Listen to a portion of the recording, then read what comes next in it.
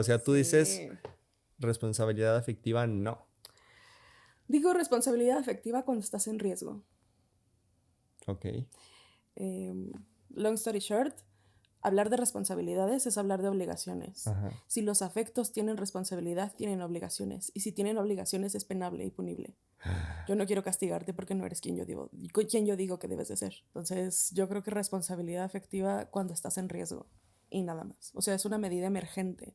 Es un bote salvavidas. Pero no una manera de estructurar una relación. No, porque si no, tu relación se trata sobre el dolor. Claro. Y entonces, ¿en dónde disfrutas? ¡Qué fuerte! Sí, tengo todo un taller como de 20 clases sobre eso. Ajá, sacas. Está padrísimo.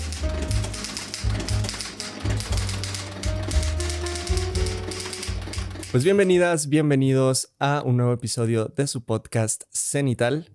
Hoy en el episodio número, creo que es el 16 o 17, he decidido compartirles que una cosa que me pasa, y antes de presentar a la invitada, y una cosa que me pasa es que cuando estoy frente a un micrófono, siento esta sensación de responsabilidad de alguna manera, pero no necesariamente de educar o de decir esta cosa es así, sino más bien la responsabilidad de cuestionar aquellas cosas que no son cuestionadas o que no lo son con mucha regularidad.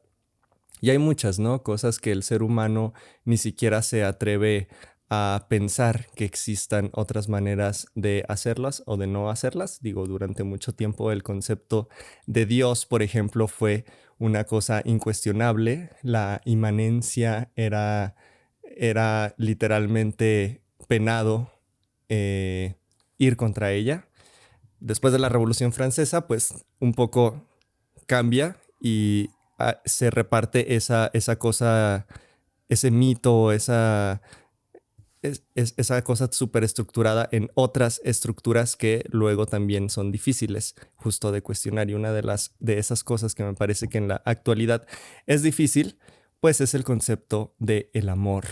Y justo para preguntarnos sobre él sin ataduras, sin correcciones políticas y sin pensar en que se va a derrumbar nuestra concepción humana, o tal vez sí, pero sin el miedo de que eso pase, hoy he decidido invitar a La Maliana, quien es una gran divulgadora de los temas de diversidades afectivas, es acompañante terapéutica y hoy nos acompaña a nosotros. ¡Qué ¿Cómo estás? emoción! Muy feliz, muy emocionada y muy feliz de estar acá y compartir. Ay, qué bonito fue para mí, también bien chido que cuando te invité me dijiste que ya habías visto mi contenido y yo dije, somos fans mutuamente entonces. Sí, súper padre, sí, sí. ¿Cuánto tienes haciendo contenido respecto a esto de las diversidades afectivas? En redes sociales como 3 o 4 años, pero Ajá. en presencial ya llevo una labor de 8 años más o menos. Oro bestia. Sí, es un Dando montón. acompañamiento. Ajá, y grupos de información y divulgación, y grupos de cuestionamiento, y círculos de lectura, Claro. actividades en general. Y ahora que ya me eché mi gran monólogo, que estaba un poco nervioso de aventármelo justamente por estar al lado de una eminencia en estos temas, quiero preguntarte pues justamente qué piensas tú que estás tan inmiscuida en este tipo de temas y crees que esta percepción de que es algo muy cuidado y que no se puede cuestionar sigue siendo vigente o que ya cada vez más con las redes sociales pues hay más gente cuestionándoselo y replanteándose este tipo de cosas. Justo creo que un poco de ambas. O sea, sí es uno de esos temas bien difíciles de abordar porque todos estamos como construidos desde la idea básica del amor, Ujú. desde el si nuestros papás se amaban o no se amaban cuando nos tuvieron y si nos amaban cuando nos tuvieron, por ejemplo. Y entonces a partir de allí se hace una construcción de la personalidad y del deber ser. Aunque se cuestiona más, yo sí veo mucha gente más reactiva que antes cuando les tocas cualquier ideal del amor Ujú. que ha sido mediatizado por años. Entonces, un poco de ambas. Y a mí lo que me parece interesante es, yo he visto este fenómeno de justo cuando están a punto de brincar al cuestionamiento, es cuando más reactiva es la gente. Claro. Y entonces, a mí es ahí donde me gusta trabajar. Es que es una cosa un poco como una montaña rusa, ¿no? O del saltar del bungee, estas actividades extremas en las que es el punto es casi que de 0 a 100, o sea, dar el Ujú. salto ya implica todo. Ujú, ujú. No, no es doy el salto y claro, hay una caída y pasan un montón de cosas en esa caída, pero el punto máximo, por así decirlo, es justo el despegar los Sí. pies del suelo. Y es bien interesante porque nos resistimos un montón. Es decir, a mí me gusta pensarlo desde las prácticas diarias, ¿no? Pensamos que además el amor es esta cosa mágica, conceptual, y cuando lo ves poco a poco desde las prácticas de todos los días, te das cuenta como cuando empiezas a cuestionar, esas prácticas cambian, Ujú. como incluso desde la inconsciencia cambian a otra cosa y empiezan a sentirse diferente. Y luego, como toda esta tradicionalidad se empieza a sentir incómoda y no es fácil de explicar ni siquiera en el cuerpo. Claro. Hablas del amor, hablas de una tradicionalidad. ¿Cuál sería esa tradicionalidad? ¿Cuál es ese concepto del amor con el cual todos crecimos? Yo lo partiría en varios. Creo que en general está construido desde la entrega, el abandono y la reciprocidad, ¿no? Y entonces esta tradicionalidad la podemos ver más como desde el pensamiento de la monogamia, em, solo afectando desde lo afectivo emocional. Ujú. Y entonces se ve reflejada en estas dinámicas de pertenencia, de, no sé si de celos necesariamente, pero sí como esta posesión del mío, Claro. de solo es mío, solo es para mí y solo conmigo. ¿Viene desde una concepción capitalista o le precede a eso? Mira, yo considero que viene desde el capitalismo, pero viene normado desde varios lugares. O sea, el capitalismo no solo está inmerso desde allí, sino también está el tema raza y clase. Es decir, cuando la monogamia se fundamenta para que la gente rica y blanca siga siendo rica y blanca para siempre. Claro. Y entonces también está construida desde estas privatizaciones. A mí me gusta explicarlo siendo muy aventurada como la monogamia son 4 tipos de esclavitudes modernas. Oh, shit. La Ajá. primera es la social, que es, puede que tú te acuestes y ames a más personas, pero la gente solo puede saber que estás conmigo. Claro. Y luego puede que tengas sexo con más Que es personas, pero una, solo me perdón que amas te tímido. interrumpa, pero que es una de las más vigentes, ¿no? Sí. Incluso que el acto físico es la cosa de, bueno, tal vez me está engañando mi pareja, pero que no se enteren los demás que me está engañando mi pareja. O cuando chicas, sobre todo, que cuentan qué es lo que más les puede de cuando les han sido infieles, es la cosa de me van a hacer quedar como tonta Ujú. ante la sociedad. Y tiene que ver con la noción del honor y de lo que se consideraba el honor de las familias, Mm, ¿no? Desde esta construcción monógama, el honor de los apellidos, el linaje y las herencias. Es decir, cuando heredamos no solo heredamos dinero o deudas, ¿no? También heredamos el honor y lo que se supone que la familia fue. Y entonces, claro que el contexto social de la monogamia es que los demás no sepan. ya. Luego está la sexual, ¿no? Que es Mm, solo estás conmigo. Y entonces, además viene inmerso esta restricción del si solo estás conmigo, se hace lo que yo diga cuando yo diga, ajá. que es donde hablamos de consentimiento, ¿no? Y el emocional o el afectivo, que es solo me amas a mí. Y cualquier atisbo de amor que ponga en juicio lo que haces o lo que deberías hacer por mí, entonces es infidelidad. Claro, este meme, bueno, que ahí ya se ponen otras cosas de respeto y tal, pero este meme de famosísimo en el que va una pareja y luego el otro va volteando a ver a otra Sí. chica, ¿no? Ujú, ujú. ¿Qué, qué sería ahí? O sea, bueno, aparte de la cosa de quizás sí el respeto a tu pareja porque estás presente, pero ¿desde dónde viene esta cosa de estás a mi lado, estás tomándome de la mano? Pero estás viendo a otra persona y eso ya es problemático. Creo que tiene muchos factores y creo que el primero es cuando amamos al otro desde lo tradicional, como que hacemos una extensión de nosotros, ¿no? Es decir, pensamos que su mano es mi mano y por eso no debe tocar a nadie que yo no tocaría. Mm, Y pasa lo mismo, por ejemplo, en las familias con los papás. Lo pongo con mi ejemplo, ¿no? Cuando yo me hice mi primer tatuaje, mi mamá fue como, ¿qué me hiciste? Y fue como, sí, a ti claro. nada. O sea, a ti nada, pero como existe esta apropiación del cuerpo del otro de manera simbólica, por eso se siente tan fuerte y también creo que tiene que ver no tanto con este sistema de posesión, sino con la creencia de que si no me ves, yo no existo. Claro. Y entonces, claro que cuando tú vienes conmigo y volteas a ver a alguien más, mi existencia se siente amenazada. Ok. Es una cosa muy loca, los celos también son así. Ya, sí, claro. se ve amenazada en el sentido de que quizá eres la única o de las únicas personas con las cuales me siento visto y entonces si ves a alguien más, yo me voy a quedar, eso que dices, sin existir. Exacto. Órale. Está bien interesante. Y esa entonces es la tercera, que es la, ¿cómo me dijiste que se llamaba? Son social, sexual, emocional. Emocional. Y la cuarta es la económica, Claro. que es tu dinero solo es para esta casa o tu dinero solo es para esta relación.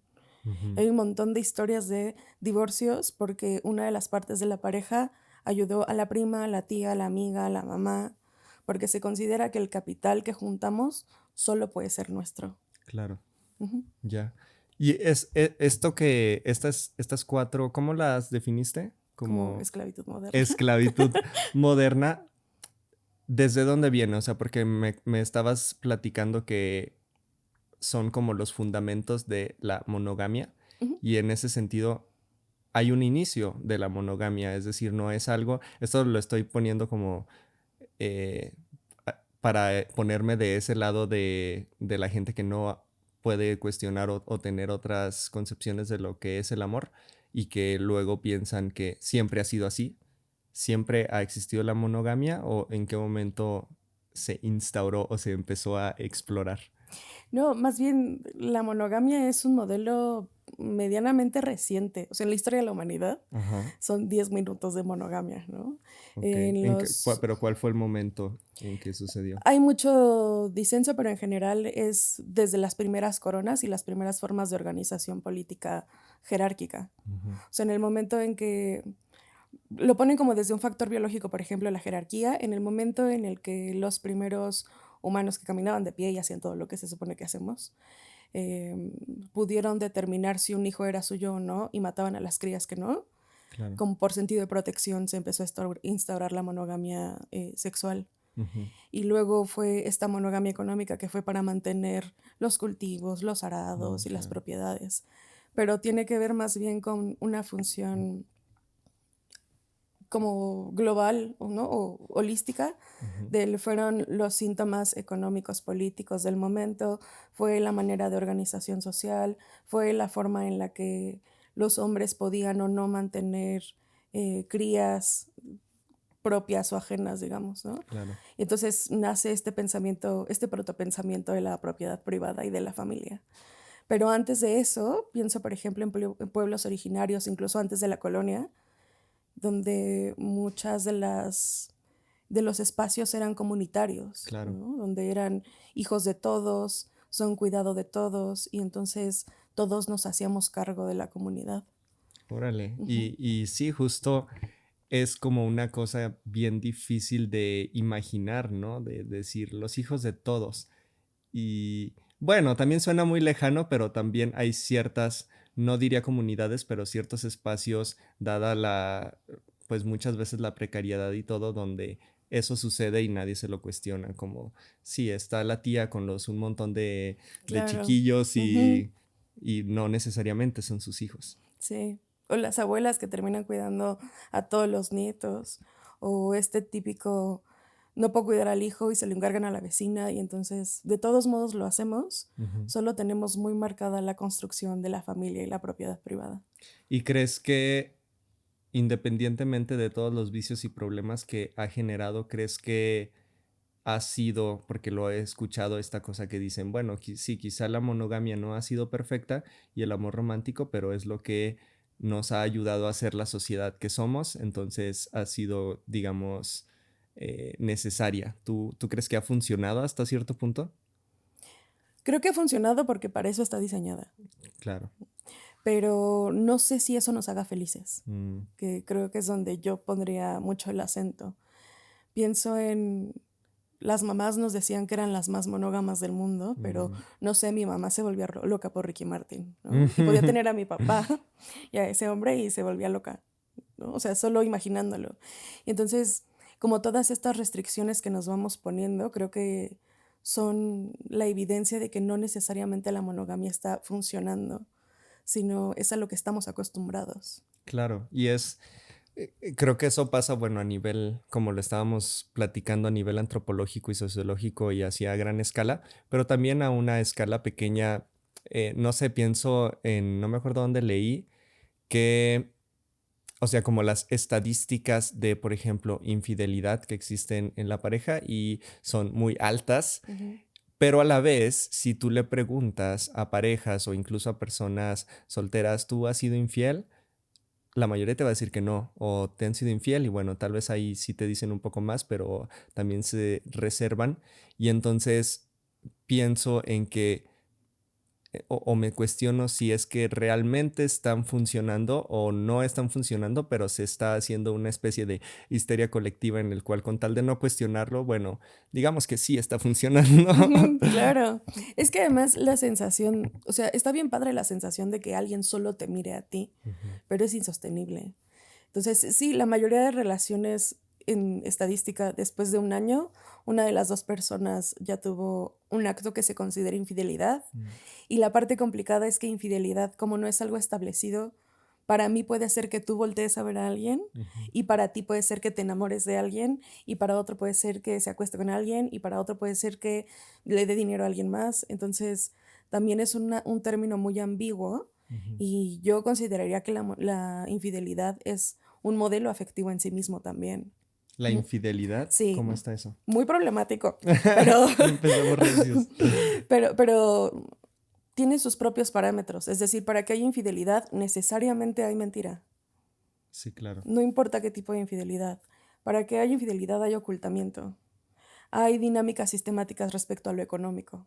Ujú, Hay espacios privativos también. Te pueden ver, pero no te pueden ver ciertas personas en ciertos lugares. ujú, Y esto es amar a una persona o relacionarte con una persona fuera de la díada, que también es importante en tu vida. ujú. Y entonces eso es un modelo en sí mismo. Creo que es la primera no monogamia y que por ser la primera nosotros ya le juzgamos mucho. Es decir, tiene el juicio, la infidelidad tiene el juicio de la monogamia y el juicio de las no monogamias éticas. Yo nada más, a mí siempre me gusta poner este ejemplo que es, muchas mujeres han sido infieles y a partir de la infidelidad se dan cuenta que estaban en una relación violenta Ok, y solo saliendo con alguien más y volviendo a ser tratadas desde este digno respeto, pueden salir de relaciones de violencia.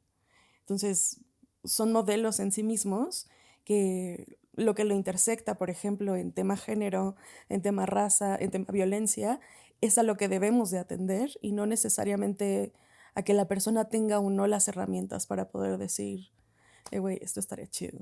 ya. Sí, porque, bueno, justamente ahora que decías que la infidelidad es relativa en tanto a depende de de las personas en la relación y cómo lo asuman, pero justo es complicado charlar y platicar de cuáles son esos límites o cuáles Claro. son esas cosas que cada quien determina, no solo por no sé, es difícil de explicarlo, pero no solo a un nivel superficial, sino incluso a un nivel de cómo le digo a mi pareja esto sin, no solo sin que se vaya a enojar o algo, sino sin que vaya quizá a cambiar la percepción que tiene de mí.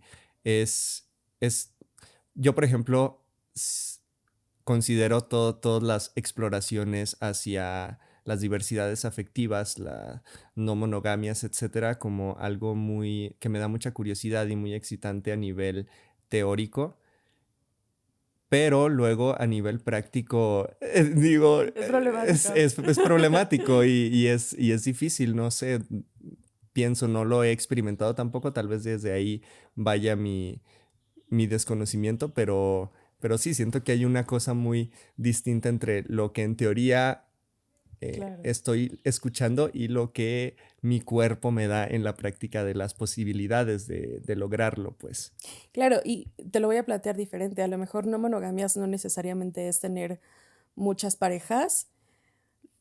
Imagina a todos tus amigos, toda la gente que conoces Mm, como una red y en lugar de hacer estas jerarquías como es familia, es amigos, es de escuela, es desconocidos, los pones en transversal. ujú, Eso es la no monogamia, es cuando los pones en transversal, cuando ninguno importa más que otro, cuando a uno no le darías algo solo por el título que tiene, sino por quién es.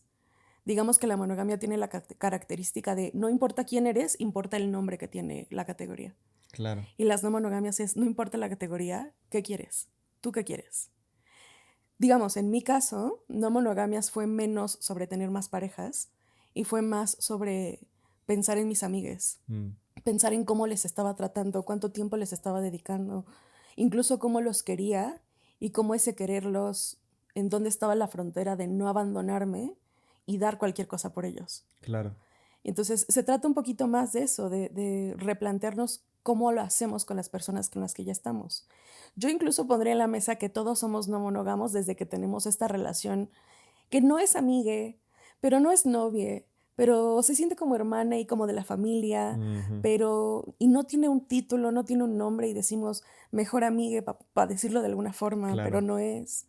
Eso también es un tipo de no monogamia. Pero entonces haciendo eso desdibujas las líneas entre amistad Ujú, y novios, parejas, ujú, vínculos, porque siento que también muchas veces lo que sucede cuando enfrentas o cuando te acercas a este tipo de otras maneras de relacionarse es que solamente intercambias claro. palabras, pero sigue siendo lo mismo, ¿no? Como, ah, claro, ya no le voy a llamar mi novia, pero va a ser mi vínculo. Y entonces Sí, sigue teniendo, como lo dices, estas jerarquías y estas, ¿cómo se llama? Como prohibiciones ujú. o Sí, las pertenencias, restricciones. Ujú. ajá. Y, y, pues sí, se desdibuja lo que realmente hay en el fondo. Entonces tú dirías, no hay entonces una diferencia, por ejemplo, para ti, todos tus vínculos Ujú, son vínculos sin que esto implique si tienes relaciones con ellos o no, o si te vinculas afectivamente o no, ujú. simplemente es como un... Todos son Exacto. todos al mismo tiempo en todas partes. Ajá, justo, más o menos. Yo como lo planteo es, para mí dibujar mi límite de no abandonarme mientras amo al otro y dar cualquier cosa por ese otro, Ujú. no importa quién sea, es yo a la gente a la que amo le doy exactamente lo mismo que a la gente a la que no amo. Ok, En tiempo, en atención, es decir, el desconocido es igual de importante para mí que la persona que habita conmigo. ok. Y desde allí, más bien, yo voy entendiendo qué necesita el otro que puedo darle y qué cosas no. Por ejemplo, pienso en Talía, uno de mis vínculos. Y entonces a ella le gusta mucho el contacto físico y yo no siempre puedo. Y Ajá. entonces lo que hago es decir, tenemos este gesto que solamente es tocar los dedos y ya, es un cariñito, Ah, órale. ¿no? Y ya. Y con eso ya se queda tranquila, con eso yo me quedo tranquila. Y si ella tiene otros vínculos y otros afectos que sí puedan darle eso, va bien. Mm, ya, Y hay personas con las que sí construí una corporalidad, pero no les doy más si yo, no si yo siento que me estoy abandonando. O sea, si a mí tener que abrazarte me cuesta mucho, no lo voy a hacer. claro. Porque es en esta red, es cuidarme a mí para poder procurarnos a todos. Ujú.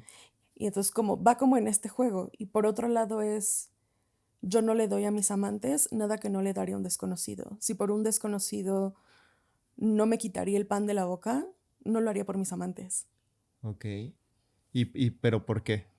Porque para mí se trata de este lugar de igualdad. Ujú. Y cuando lo estoy haciendo por mis amantes, a mí me toca preguntarme si lo hago por cada una de ellas o si lo estoy haciendo por la categoría que usa. Ya, Entonces, para que no sea por la categoría, prefiero decir, no sé si quiero darte esto. ok. Ujú, Pero ahí, bueno, me estoy poniendo de nuevo también ujú.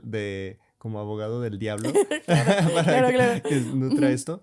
Pero bueno, digamos, quitando la categoría, o sea, de no hacerlo por la categoría, ujú. pero digamos sí por lo que representa en el sentido de que un desconocido no te da las cosas que sí te da esa persona que sí, con la que sí te vinculas. Y en ese sentido, bueno, lo vinculo hacia una siguiente pregunta que es qué pasa con la reciprocidad en las relaciones. Es decir, claro, yo te puedo dar solamente esto a pesar de que tú me estás dando todo esto. Creo que ahí caben dos cosas. Lo primero es que tú me des todo eso, no significa que yo quiera o yo pueda recibirlo. Claro. Y entonces hay un concepto que me encanta a mí que es ternura radical. Ujú. Que si lo imaginamos en un ejercicio ha sido una fiesta de llevar cosas. Y todos ponen en la mesa, Mm. no importa qué pongan en la mesa. Si nadie se fija, todos comen igual. Exacto. Y entonces si tú no traes, seguro te dice algún compa, güey, no, no hay pedo, aquí tenemos. Mm. y tú tomas, y no importa si hoy no tienes para dar, la comunidad tiene para darte. Claro. Y si un día tú tienes de más y quieres dar ese más, ayudas a alguien que pueda no traer. Ujú. Entonces, este tema de la reciprocidad es un tema también muy capital. Fue una forma de contestación frente a la explotación, fue una forma de decir, güey, no quiero dejarme vacía porque porque te estoy demandando y te estoy dando todo. Ujú. Y ahí está la pregunta, el ¿por qué darte tendría que quitarme para hacer todo? ¿Y por qué despojarme de mí te obliga a darme algo? Claro. Entonces va en esta línea, por eso, al menos en forma singular, me gusta mucho cuidar esta línea en la que en donde darte no me hace abandonarme. O sea, ahora lo estoy entendiendo justo esta cosa que dices de la constelación, pero Ujú. quiero que me lo confirmes o no. Es entonces solamente, bueno, le quitaré el solamente, pero es dar lo que tú quieres dar Ujú. y, en esta red de personas y posibilidades, digamos, en los nodos en los que coincida un dar y recibir, pues que quede. Y donde no, pues ni modo, no Ujú. pasará. Pero entonces no hay un dejo de egoísmo en el que yo solamente doy lo que quiero y no lo que creo que la otra persona quiere o necesita. Es que hay un diálogo. Ajá. O sea, justo aquí es un diálogo que tenemos que tener. Esto del contacto, ¿no? O sea, Talia me decía, güey, yo Ajá. necesito mucho contacto. Yo le decía, yo no puedo dártelo, puedo darte esto, ¿no? Para mí contacto se puede traducir en yo hago de comer, Ujú. yo hago de comer, yo hago lo que quieras de comer. Yo te abrazo, yo te preparo la comida, te preparo la cama, yo te preparo la ropa para que te bañes, pero tocarte para mí es muy difícil, porque Ujú. para mí tocar es muy difícil. Ujú. Pero si tú tienes una amiga que quiera tocarte y que no se encargue de estas cosas, estamos haciéndolo bien. Ajá. Y si esa amiga necesita comida, yo puedo darle comida. Y si ustedes dos me pueden dar espacio, todos estamos bien. Ok. Entonces es como ir mediando e ir viendo cómo se traduce, digamos.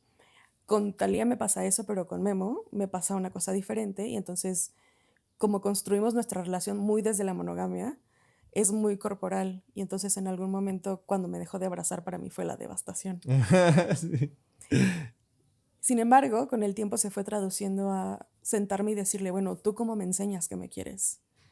Y jamás se me va a olvidar su respuesta porque fue, yo me encargo de los gastos, yo me encargo de la renta, yo me encargo de el gas, la luz, de los perros, para que tú te dediques a lo que quieres. Claro. Así es como yo puedo decirte en este momento que te quiero. Y para mí fue como, está aquí. Entonces cada vez que yo necesitaba un abrazo, me acordaba de él, no pagué este mes la renta. Y al mismo tiempo iba con amigues o con la misma Talía, así de, ¿me das un abracito?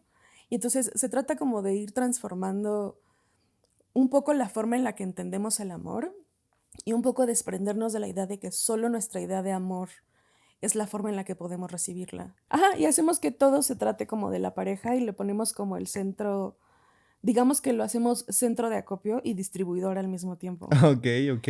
Y entonces, pensándolo en esta logística, ¿no? De los centros de acopio, no es sostenible solo tener uno. Mm. Explota. O sea, solito se le caduca la cosa, ¿no? Se pierden cosas. Y entonces, no sé si no sea posible en la monogamia, yo no lo he visto. Y tan no lo he visto que por eso buscamos a nuestras amigas y tenemos, o amigues, y tenemos estas actitudes de exclusividad para con nuestros amigues donde, Ujú. ¿por qué tienes otro mejor amigo? Claro. Es lo mismo, o sea, vamos replicando eso porque lo centralizamos. Ujú. Entonces la idea de la no monogamia es hacer varios centros de distribución y varios centros de acopio, es dejar de hacer que las bibliotecas nacionales sean una y repartirnos los libros entre todas y prestárnoslos. Claro. Ahora, esto es decir, a pesar de poder pensar en otras dinámicas, desgraciadamente, pues seguimos en el mismo sistema. Y entonces esta idea es, se puede vivir en el sistema en el que ya vivimos, en el que, bueno, tengo que ir al trabajo y luego a la escuela y luego el tráfico y luego llego cansado a la casa y luego me da la vida para repartir ese poco de tiempo que me queda en todas estas no exclusividades. Es posible, pero son métodos de organización y por eso las no monogamias no solo son emocionales, sino son posturas políticas. Digamos, a mí yo soy muy partidaria de la anarquía relacional Ujú. y ya sé que Diosita le da sus trabajos más capitalistas a la gente más anarca. Ok, gran frase. Así, Dios. Pero, por ejemplo, pongo de ejemplo mi constelación porque no me parece justo poner a otras Ajá, personas. En mi constelación los tres trabajamos y yo, por ejemplo, ayudo o colaboro mucho con los gastos de mis hermanos y de mi mamá. ajá, Y Memo colabora mucho con los gastos de su mamá y de sus hermanas y sus sobrinas. Y Talia con los de sus papás y los perritos. claro. Y entonces esta repartición hace que ellos puedan descansar y que cuando nosotros no podamos, alguien pueda hacerse cargo. Un poco la idea es lograr este lugar en el que todos trabajemos, todos descansemos y si un día yo me enfermo, eso no sea una merma que atente contra mi dignidad, Claro. pero es un tipo de organización social y política, ¿no? Entonces, a lo mejor tú siendo no monógamo en un mundo de monógamos es un poco complicado y creo que es ahí bien importante volver a poner en la mesa que necesitamos ponernos en comunidades, Ujú. necesitamos meternos a círculos de lectura, a chats de WhatsApp, a grupos de Facebook, donde haya gente afín para ir introduciéndonos en estas dinámicas. Porque hay una cosa muy chistosa que es mucha de la gente no monógama que nos dedicamos como postura política también y como postura económica, Ujú. tenemos trabajos no normativos. Ya, sí, pues es la manera de poder sostenerlo, ¿no? Ujú, Justamente. ujú. Y Claro. entonces entre 10 podemos alimentar perfectamente las 10 casas. Ajá. Órale. Ujú, Va. Entonces, supongo que desde ahí también es un posicionamiento político de decir, quiero hacer esto que está fuera del sistema, pero también en la medida de mis posibilidades cambiar el sistema para que esto no tenga que ser necesariamente siempre una lucha. claro. Y cuando llega ese momento y que dices, bueno, está bien, pero lo es y voy a luchar, ya me decidí teóricamente, digámoslo así. Ahora, ¿cómo lo llevas a la práctica? Como, por ejemplo, tengo entendido por los TikToks que he visto tuyos que tú iniciaste no monogamias ya estando en una pareja Ujú, monógama. ujú. Entonces, ese es todo un tema. Sí. Y aparte de ese, ¿cómo lo haces a lo mejor con una persona a la que acabas de conocer o con quien estás saliendo? Y pues también quieres explorar ese lado que parece como más fácil porque, bueno, ya no me va a juzgar porque apenas nos estamos conociendo, pero a lo mejor y no es tan fácil tampoco. ¿Qué crees que es más complicado? ¿Como desarrollarlo desde una relación monógama o desde borrón y cuenta nueva? Es bien difícil. Yo creo que ambas son igual de complejas. Mm. En mi caso, justo antier cumplimos 12 años Oh, con quien no, empecé con la bestia. relación monógama. Ajá. Y estuvimos 4 años en una monogamia súper estricta, hasta que no, ¿no? O sea, hasta que un día nos sentamos y dijimos, creo que esto ya no va a funcionar. O sea, ya logramos esto, ya casi teníamos el sueño monógamo, ya estábamos buscando el bebé, acabábamos de rentar el departamento juntos, el coche, así. Ajá. Y un día nos sentamos y dijimos, ¿qué está pasando? En mi caso, yo me di cuenta que yo toda la vida he querido ser mamá. Yo me di cuenta que no iba a poder ser mamá bajo los lineamientos de la monogamia y del capital. Ya. Yo sola sosteniendo a una casa y a un bebé y teniendo una relación no iba a ser posible. Ujú. Para mí, además, este cuestionamiento partió con el cuestionamiento feminista ya mucho más profundo, ¿no? Ya fuera de lo pop y fuera de lo que estamos conociendo, sino como en una introspección mucho más ruda. Ujú. Y entonces fue como llegué también a que el amor romántico tiene como síntoma primario justo la monogamia y las exclusividades. Ujú. Y ahí fue cuando yo rompí todo contrato, ¿no? Fue muy doloroso. Fueron mis 6 meses express de llorar y berrear todos los días, de pelear todos los días, hasta que al mes 7, un día, los dos dijimos, se acabó el llanto. Esto puede funcionar o puede no funcionar. ¿Qué queremos? Y en ese inter conocí a Talia. Ajá. Y entonces romper mi relación monógama fue muy difícil porque fue quitarle de encima a mi relación y por lo tanto de mi lado a él todas estas cosas que yo ya traía arrastrando que centralicé en él, como sentirme querida porque era deseable, porque parecía bonita y entonces si él volteaba a ver a alguien no era ni bonita, ni deseable, ni querida. Fue Ok. quitar todo eso de ahí. Y con Talía fue sentarme y decir, a ver, este pedo está jalando así. No sé cómo vaya, no sé, no sé, güey, no me preguntes. Pero tengo la voluntad de que esto funcione. Y por su lado también como que traía dinámicas muy parecidas y dijo, sí, güey, yo tampoco quiero volver a la monogamia. Y con Thalía cumplí 8 años. Órale. O Ujú. sea, tú te fuiste a, literalmente dijiste, why not both?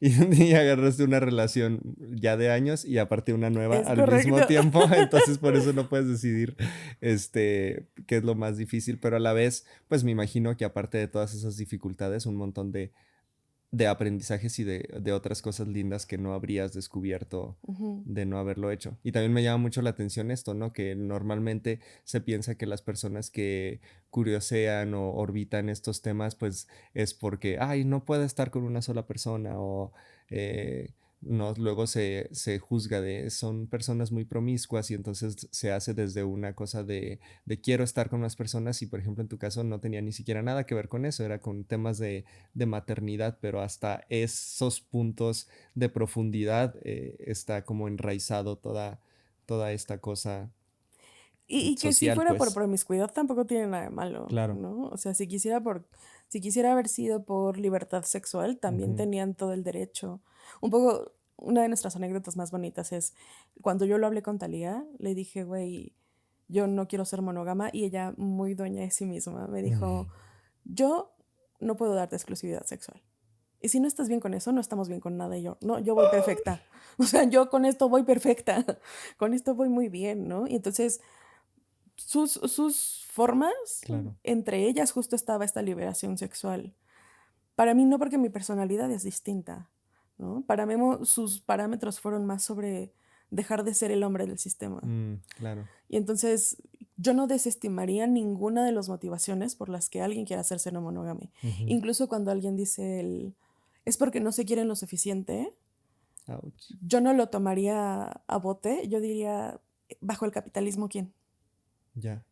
¿Quién puede? No, no quién quiere quererse, sino quién puede quererse lo suficiente y qué significa lo suficiente cuando vivimos en lugares, ¿no? En países estado con necropolíticas tan grandes como las nuestras. Ujú. Claro.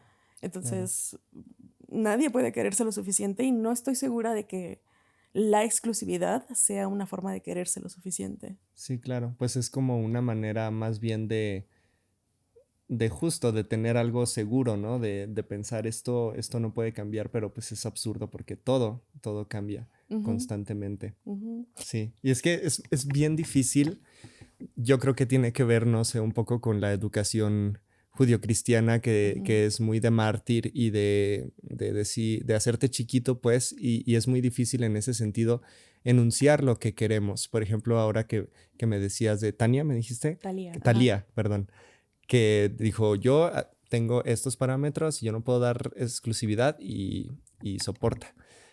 Y a veces es difícil porque, por ejemplo, mi demonio así de amor romántico interno me dice, se despierta y dice, pero es que entonces tu libertad sexual vale más que tu deseo de estar conmigo y entonces ahí pones a competir cualquier cosa, ¿no? No solo la exclusividad sexual, sino, por ejemplo, esto que decías de el ser madre o el ser hombre de la relación vale más que el estar conmigo, es decir, si lo planteas así, pues es un me quieres así o no me quieres, pero también es viceversa, como o aceptas esto o yo no decido no estar contigo. ¿Cómo te sacas de la cabeza que es una comparación entre una cosa entre tu deseo y la Ujú. necesidad del otro?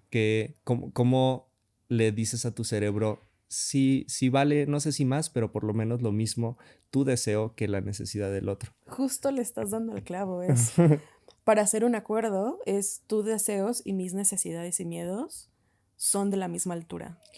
Y es difícil pensar eso, ¿no? Porque se piensa como Claro, miedo, no, cuida eso, ¿no? Y el claro, deseo es como, pues lo puedes tener y qué chido, pero también podrías no tenerlo. claro, pero aquí entran varias cosas. La primera es, en este lugar vamos a conceptualizar el miedo como todo ese deseo no cumplido. Ajijo. A ver. ¿Le tienes miedo porque nunca has experimentado querer a alguien y Mm. aún así no ser la única persona con la que te quieres acostar? Mm.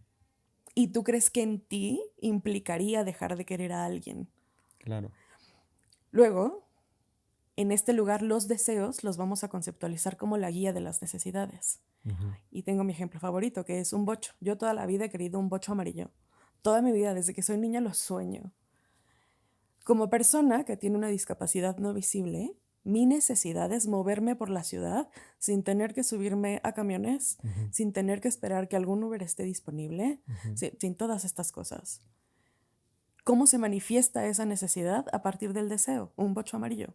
Claro. Y el bocho amarillo es puro capricho. Podría ser un Atos naranja, podría ser un Suro gris. A mí me encantan los bochos amarillos. Pero sin el bocho amarillo yo no puedo rastrear que lo que necesito es movilidad. Claro. Entonces, lo que podemos hacer es que el deseo cambie. A lo mejor, supongámoslo, ¿no? Si fuera nuestro acuerdo, yo le diría, ok, ¿cómo te sientes si te cuento cuando tenga la intención o cuando tenga el deseo de mirar a alguien más? Ok. ¿Qué lo haría más fácil para ti? No va a cambiar. Que yo mire a alguien más o que yo desee a alguien más no va a cambiar. ¿Qué lo haría más fácil para ti? Sí, claro, pues a lo mejor te diría, pues que me lo digas cuando estemos solos, en un ambiente tranquilo, que me hagas sentir que eso no significa que me dejaste de querer, ¿no? Como estas cosas. Entonces, nuestro acuerdo podría ser, bueno, salga yo o no con alguien a quien deseo o no, antes de salir, te voy a abrazar mucho, te voy a decir cuánto te quiero y cuánto me importas, y te voy a reafirmar al irme y al regresar que lo que sea que viva yo en mi cuerpo no cambia lo que siento por ti. Claro. Y eso es un acuerdo. Tu necesidad y tu deseo y tu miedo y mi necesidad y mi deseo y mi miedo. Porque si tu deseo está sujeto a mi miedo, yo estoy colonizando tu cuerpo. Sí. Y si mi deseo está por encima de tu miedo, yo estoy minimizando tu dolor. Claro. Tienen que estar a la misma altura. Y para llegar a esas ecuaciones, pues se necesita plantear las cosas con claridad, ¿no? Y poder ser honesto, simplemente poder... Y con toda la claridad posible. Ajá. O sea, porque no siempre puedes... Pienso en mí, ¿no? Que a mí también el sexo me causa un conflicto en muchos sentidos. Y entonces, para mí incluso enunciarlo en voz alta tomó 7 años. O sea, poder decir en terapia, ni siquiera con mis parejas en terapia, poder decir, creo que tengo un pedo con el sexo, fue un avance titánico. Con esa poca capacidad de decirlo, yo lo que decía es, no quiero que te vayas, no quiero que... Y se pueden hacer desde allí, poquito a poquito, porque la idea de un acuerdo es contribuir a que mi deseo sea realizable sin que eso implique un daño para ti. Ya. Y es necesario en esta idea, pues justamente de construir lo que hemos aprendido, es necesario nombrar, por ejemplo, ahora que dices, tengo un vínculo o tengo una constelación. Es decir, ¿dónde te posicionas tú, por ejemplo, entre este extremo de no, solo existen parejas monógamas y lo demás son amigos y hay que estructurar los vínculos de una manera muy ortodoxa, a esta idea de fluye X, no tienes que nombrar nada, simplemente vincúlate con las personas, pero sin necesidad de otorgarle parámetros muy establecidos y eso, pero más ya hasta esta cosa que luego se le critica mucho como esta caricatura de fluye, no pensemos en esto y en realidad pues más bien escondiendo irresponsabilidades es que ya no sé, ya siento que todo lo tengo que cuestionar, pero No, va bien, va están bien. bien estas irresponsabilidades o no son responsabilidades, o sea, en dónde te posicionas aquí o si crees que a la verga todo y que cada quien diga lo que quiere y si eso coincide con lo que otro quiere, va y sin necesidad de tener este nombramiento como eres mi novia o eres mi novio o eres mi pareja o mi vínculo o tal. Yo creo que depende de las personas, incluso desde mí depende de con quién. Por ejemplo, si habláramos de tú y yo preguntaría qué tan conservador eres. Porque si yo soy la que tiene más información, yo no puedo arrastrarte a donde estoy yo. Entonces, se respetan los límites del más conservador. Si tú dices, no, yo sí quiero etiquetas, te diría, bueno, ok, etiqueta amigue, pero ¿qué tiene esta etiqueta? No, pues todas estas 90,000 cosas. Bueno, de estas 90,000 puedo 45,000. Ok. ¿Qué tipo de amigas somos? ¿Hacia dónde va? ¿Para ti va cómodo? Listo. Porque si a mí no me importa la etiqueta, no me importa que me la pongas o no. Ah, va. Y Sí, claro. entonces yo pienso más bien las relaciones como un viaje. Yo no sé a dónde vamos a llegar, pero sí necesito ver más o menos el mapa. Y si para ti es importante el contacto físico y que yo te diga que te quiero antes de que me vaya y cuando regrese, y todo eso podemos incluirlo, Y podemos ponerle asteriscos de lo revisamos en 3 meses. Claro. Hagamos de esto lúdico. ¿Qué sí nos gusta, qué no nos gusta? ¿Qué necesitas tú explorar ahora y cómo puedo ajustarme a eso? Me gusta mucho esta idea que dices del viaje y no sé, lo vinculo con esta cosa de lo importante, más allá de qué me das o qué te doy o todas las cosas que luego pensamos en una pareja, es quién me está acompañando en este Ujú. viaje, en este momento. Y por eso luego es para mí raro cuando la gente eh, digamos, le da valor a un vínculo o a una relación con base justo en llegar a un título, es decir, es que ya me dijo que soy su novia y entonces Ujú. esto ya es una relación y ya vale, y si no, es una casi relación, ¿no? Como los casi Ay, algos, sí. ¿qué piensas acerca de eso? A pesar de no llegar a ser una relación, pues fue un momento de la vida en la que caminaste junto a alguien y eso ya tendría que valer por sí mismo, ¿no? No por lo que nos otorgó a nivel social, pues por decirlo de alguna manera. Es que justo los casi algo también son una relación. Claro. Creo que el tema es, no son la relación que queríamos, Mm, pero eso no hace que sean casi algo. Son una relación en sí misma que no cumplía las expectativas que yo tenía. Pero las relaciones no tienen la obligación y la gente no tiene la obligación de corresponder a mis expectativas. claro. Y muchas veces, lo más chistoso es que si tan solo dejáramos respirar a la relación, terminaría siendo muchas veces lo que deseamos. Mm, Y el problema es que estamos tanto tiempo atrás de esta categoría y de lo que frente a lo social esa categoría implica. Por ejemplo, estas relaciones de pareja, de novios de años, que de pronto las morras están duro y dale con que el anillo y el anillo y el anillo, y en algún momento la relación se rompe. mm, Es si dejáramos que tomara su tiempo para que el otro también dijera que sí, la cosa se daría. claro. Pero como no es en los tiempos sociales y como no es bajo este régimen social, preferimos romperlo porque no es, ¿no? No está pasando.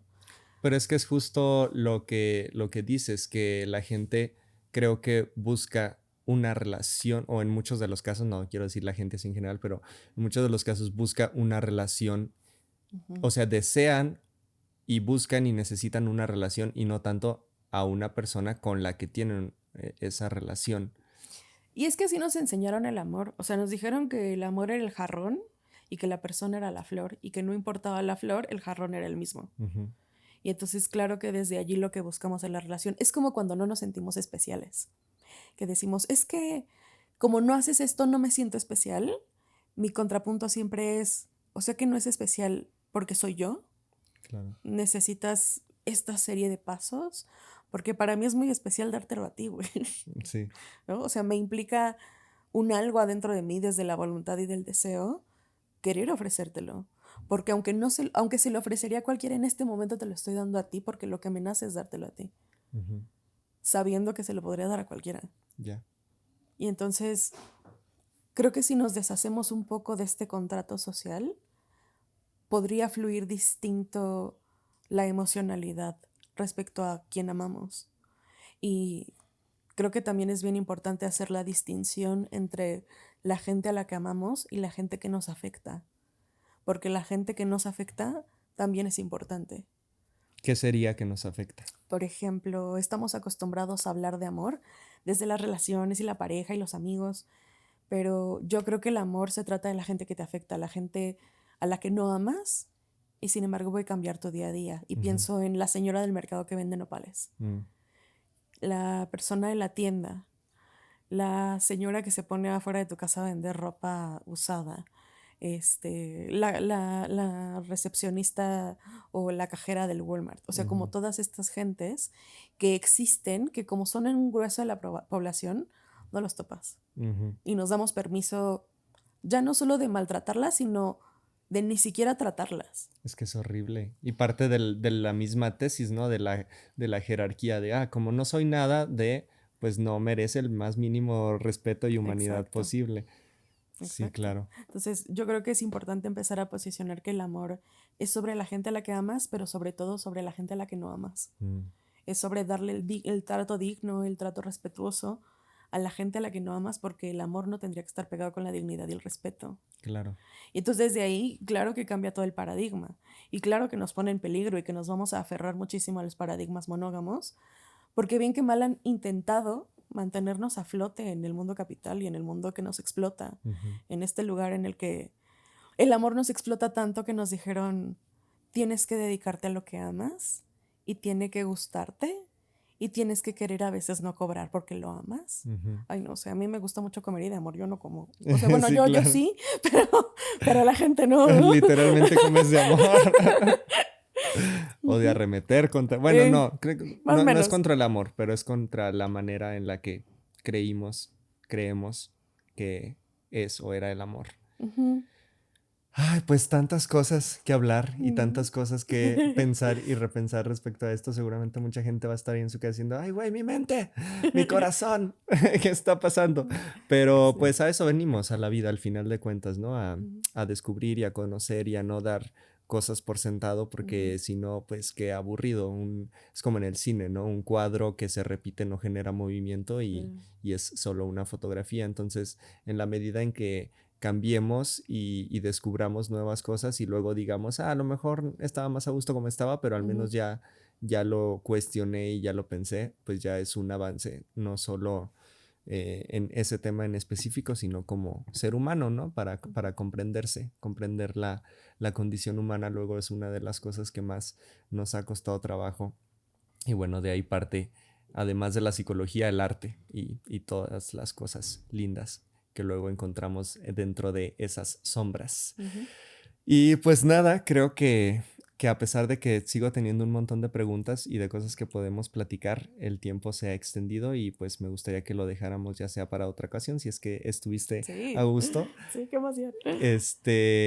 No sé si quieras decirle algo a la gente o decir algo antes de concluir este podcast, algo que se te haya quedado atorado y que dijiste, ya basta, eso también que crees, eso también, cuestiónatelo. Uy, no sé si queremos eso. Entonces tengo dos cosas. La Ok. primera es, si quieres empezar a preguntarte, la pregunta inicial es, ¿tienes las relaciones que quieres o las que conoces?